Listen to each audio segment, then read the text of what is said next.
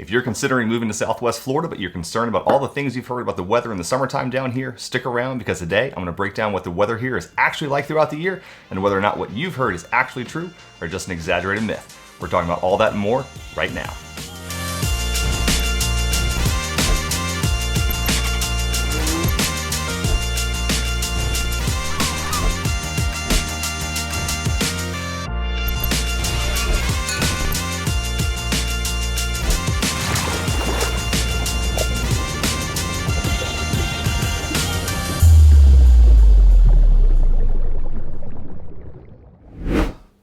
Hey everyone, welcome back and thanks for tuning in. If this is our first time meeting, my name is Marc Ammons and I'm a real estate agent down here in Southwest Florida.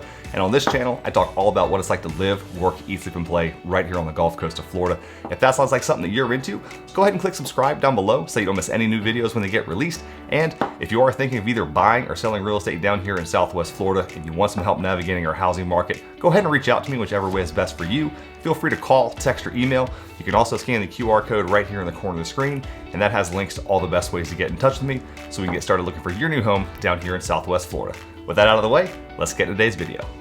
So if you've been thinking about moving down here to Southwest Florida, it's highly likely that weather is one of the big drivers in your decision among many other things. And I know this not only because it was one of the major factors that my family and I took in consideration before relocating here, but also because almost everyone that reaches out to me about wanting to move down here tells me that weather is one of the things that got them interested in Florida in the first place. However, a lot of people then go on to tell me about all their concerns they have about the weather down here, particularly in the summertime, and they want to know how much of what they've heard is actually true or not. So today we're going to go through some of the most common things you hear about the weather down here in Southwest Florida, talk about how much is fact, how much is fiction. I'm hopeful by the end of this video, you'll have a much better idea of what to expect with regards to our weather if you do decide to make the move down here to Southwest Florida. So let's get kicked off with one of the things you're going to hear most often. I could never live in Florida. It just gets way too hot down there. Now, this is probably the thing that you're going to hear most often about living down here in Florida, right? I can't tell you how many people have told me that they just couldn't deal with how hot it gets down here. However, this is one of the big myths I want to talk about because it simply isn't true, particularly along the Gulf Coast here in Southwest Florida. Now, while it is consistently warm down here and we do have a lot of days over 90 degrees, it never really gets that hot relative to other places in the country. Even at the hottest part of the year, 93 to 94 is about as hot as it's going to get. And honestly, 90 degrees down here with a light breeze is pretty comfortable. Now, I'm going to use my hometown of Cape Coral for most of these examples, which is pretty centrally located here in Southwest Florida. And here in Cape Coral, the record high temperature, the hottest it's ever gotten here, is 103 degrees. Now, for comparison, here's a map showing all the states that have record high temperatures that are higher than where we've ever gotten here in Cape Coral. So as you can see, every single state in the continental United States has had a record high temperature that's hotter than we've ever gotten down here. In fact, the only two states that have not had temperatures higher than Cape Coral are Alaska and Hawaii, both of which come in at 100 degrees. So yes, the record high temperature in Cape Coral is only 3 degrees warmer than the record high temperature in Alaska. And even states like Colorado, which receive an annual average snowfall of over 67 inches of snow, have also gotten as high as 115 degrees, which is a full 12 degrees warmer than it's ever gotten down here. So I'm gonna call this myth busted as it just isn't based in reality, at least for this portion of Southwest Florida. So Mark, are you really saying it's not hot in Florida? No, I'm not saying that at all, but what I am saying is that it's a myth that we're so much hotter than other places because it's simply not true. And I think that a more accurate way to describe our weather down here is that we're consistently warm to hot. And as you can see from this chart, which shows our average temperatures throughout the year, we just don't have that much fluctuation. Our coldest month, which is January, still has an average temperature of 64 degrees, while our hottest months, which are July and August, have an average temperature of 82 degrees. That's only an 18-degree temperature swing between the hottest part of the year and the coldest part of the year. Now let's compare that with a city in the Midwest like Minneapolis, Minnesota. So as you can see, the average low temperature in Minneapolis is 16 degrees in January, which is their coldest month, and the average high is 74 degrees in July, which is their warmest month. So that's a difference of 58 degrees between the coldest month and the warmest month in Minneapolis. So another way to look at this is that on average, a place like Minneapolis is going to be about 48 degrees colder than Southwest Florida in the wintertime, and Southwest Florida on average is only going to be about 8 degrees warmer than Minneapolis in the summer. Now, if you wouldn't trade being 8 degrees warmer in the summer in order to stay 48 degrees warmer in the winter, then either Southwest Florida is just not going to be the right place for you to live, or you may want to look at becoming a seasonal resident like many people do down here. Many of the people who purchase homes down here in Southwest Florida are what we affectionately refer to as snowbirds, or basically people who leave areas with cold winter climates and spend the winters down here in Florida and then head back to their home state during the summers. They'll then either leave their homes vacant over the summer or will choose to rent them out on something like Airbnb, VRBO, or through a local vacation rental service down here in Florida, which helps to drastically offset the cost of owning a second home. And this seems to be a win-win for most of the people who are in a position to do it. And honestly, it's a win for us full-time Florida residents as well, as everything is less crowded and more accessible during the summer months when a lot of the seasonal residents aren't here. And by that, I'm talking about restaurants, beaches, boating, shopping, and just overall traffic and congestion. So if you're looking for a place that has record high temperatures that are lower than every other state in the continental United States, while keeping you significantly warmer in the winter and maybe a few degrees warmer on average in the summer, then you'll probably love the weather that we have down here in Southwest Florida.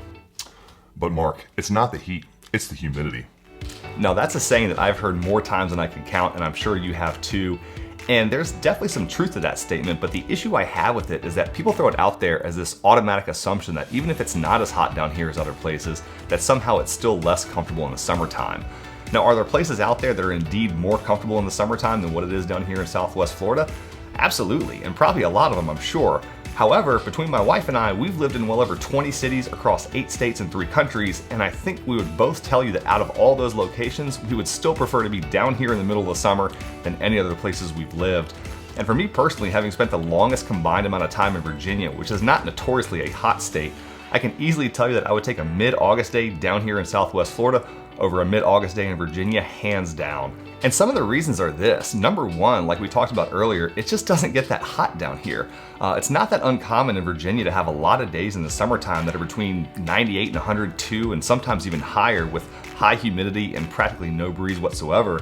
And to me, that's just miserable and makes it so you really don't even want to go outside unless you absolutely have to.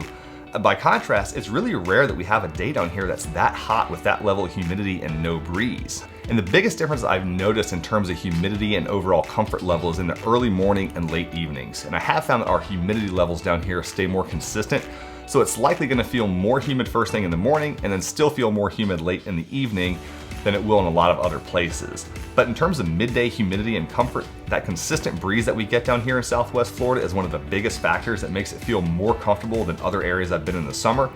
If you've ever been in a very humid environment outside and then walked by a fan that was running, you know how much different it feels when you have that air movement coming by you. And we basically get that breeze down here naturally almost every day with what's called the land and sea breeze effect. And if you aren't familiar with how these breezes work, it basically happens like this. As the sun rises in the morning, the sun heats up the land faster than it does the water, so the warm air over the land creates a lower pressure than the cool air over the water, so the air moves from the high pressure over the water to the low pressure over the land. The air then rises, gets pushed back over the water where it sinks in the high pressure system, and then gets pushed back onto the land. Now at night, the exact opposite happens, and the land cools down faster than the water, so the air that's over the water is warmer and has a lower pressure, so the cooler air over the land moves out to sea, and the next day when the sun rises, it repeats itself again and again. Now keep in mind that these are what's known as local winds, meaning that they don't travel very far, so the farther you are away from the water, the less you'll experience these winds. Now, because of all the water that we have because of the Gulf of Mexico, which borders basically all of Southwest Florida and borders places like Cape Coral on 3 sides, we get to experience this natural phenomenon on almost a daily basis. And it's one of the huge reasons that despite the combination of heat and humidity down here, we're still able to stay much more comfortable than so many other places in the country that are landlocked and don't get to enjoy the constant breeze. But Mark, the same weather patterns that create those sea breezes are also the same ones that make it rain every day. True. The same weather phenomenon that creates these sea breezes also contributes to the rain and thunderstorms that we get throughout the summer. So generally speaking, around May, when things start to warm back up down here in Florida, we do get afternoon thunderstorms pretty regularly. They usually occur between 2:30 and 4:30, and they can last anywhere from 5 minutes to 30 minutes. However, it's important to know that most of these showers are very localized and only impact a small area for a short period of time. And there's a joke that you can be relaxing in your pool in your backyard with blue sky and sun, while your neighbor across the street's getting pouring down rain in a thunderstorm. And while it's not quite that extreme, it's not too far off. So as that sea breeze continues to push the warm, humid air upwards over top of the land when these clouds become overly saturated, we do get these brief but often intense storms. And they can be accompanied by strong winds and lightning, but that isn't always the case. And this is really one of those things that just becomes a part of everyday life down here in the summer, and something that you really don't even notice much after a while. When you live down here, you know that in the summer there's a decent chance at some point you're going to get rained on for a few minutes in the afternoon. However, you usually have blue sky and sun right up to the point when it starts raining, and then again as soon as it's over. And honestly, a decent portion of the time, you may be getting a quick rainstorm while it's still sunny with blue skies. However, what we really don't get down here very frequently at all are rainy days. Depending on where you live now, you know exactly what I'm talking about. By a rainy day, you get out of bed, it's cloudy and rainy, and it stays that way all day long. Just nonstop rain and dreary weather, and it's really not possible to do anything enjoyable on a day like that. However, down here in Southwest Florida, that's a pretty rare thing. So if you don't mind some afternoon showers throughout the summer to help water the grass and keep everything green, I think you'll be just fine. But don't you also have to deal with hurricanes down there all the time? No, not necessarily. Is Florida known for having a lot of hurricanes? Yes. Does Florida generally have more hurricane activity in a given year than other states? Yes. Am I just going to keep asking myself questions and then answering them for the remainder of the video? I don't know. Maybe. Seems like something I do. So why does Florida have more hurricanes than other states? Well, the majority of hurricane activity and hurricane damage happens along the east coast of the country, along the coastline. Who has more coastline than any other state in the area? Well, Florida. In fact, we have almost 3.5 times more coastline than the next state on the list, which is Louisiana, and we have over 7 times more coastline than states like South Carolina. And so yes, historically we've had about 4 times the number of hurricanes that states like South Carolina have had, but when you consider that we have over 7 times the amount of coastline, it puts things into a much better perspective.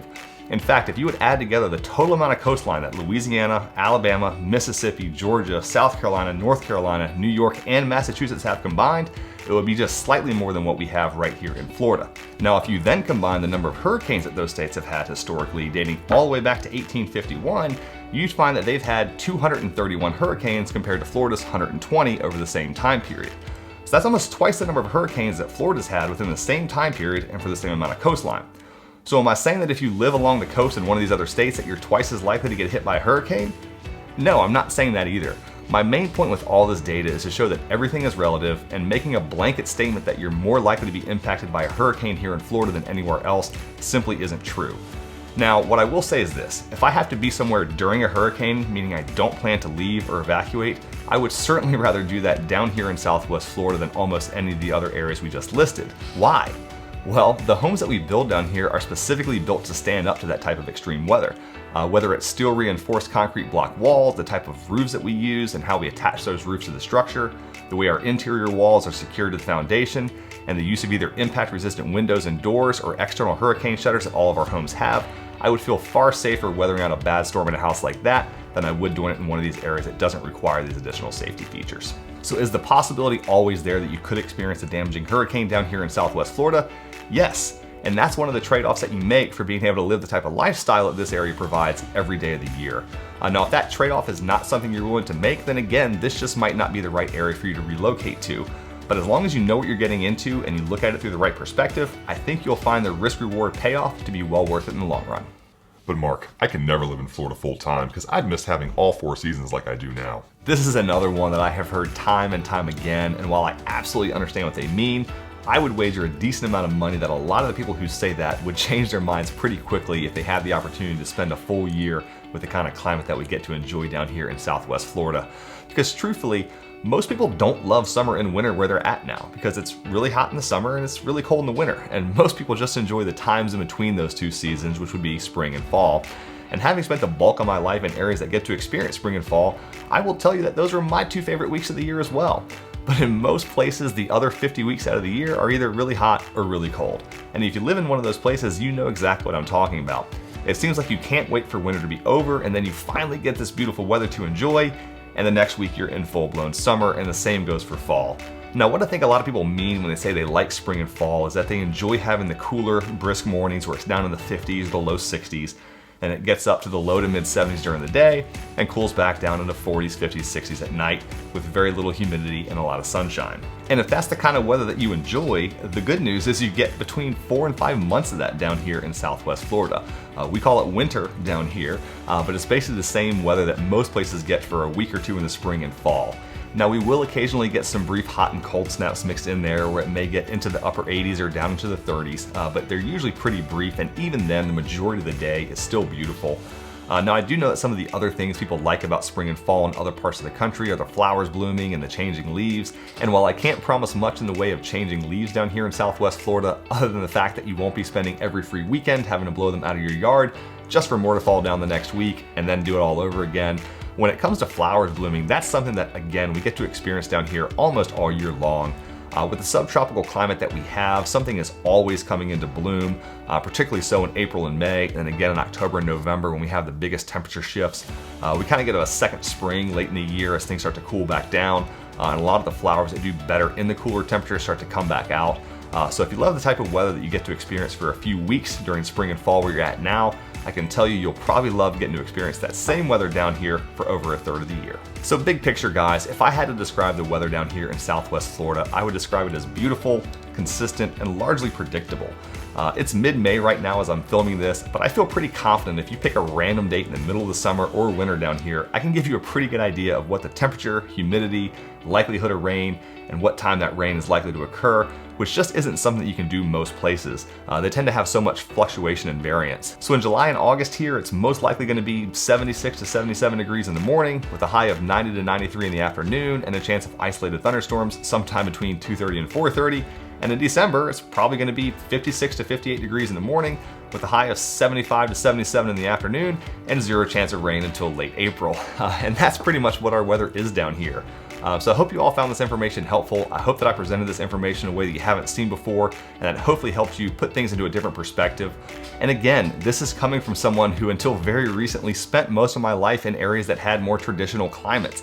And I can tell you very honestly that I really can't see myself living through another true winter again. And as I said, I would take a midsummer day down here in Southwest Florida over most of the other places that I've lived and visited around the country. But as with everything, your mileage may vary and your experience and your perception may vary and be different from mine. So please do your own research and make up your own mind about what's best for you and your family before you make the move down here to Southwest Florida. If you got some value out of this video, it'd mean a lot to me if you would hit the like button down below and consider subscribing if you haven't already. And now that you know more about our climate down here in Southwest Florida, if it sounds like something that you could enjoy in your life and you'd like to explore making the move down here to the area, please reach out to me so we can have a conversation about your needs and your goals and see if this might be the right spot for you. Feel free to call me, text me, or email me. You can also scan the QR code here in the corner, which will give you links to all the ways to get in touch with me. I appreciate you sticking with me till the end, and as always, thanks for tuning in, be well, and I'll see you on the next one.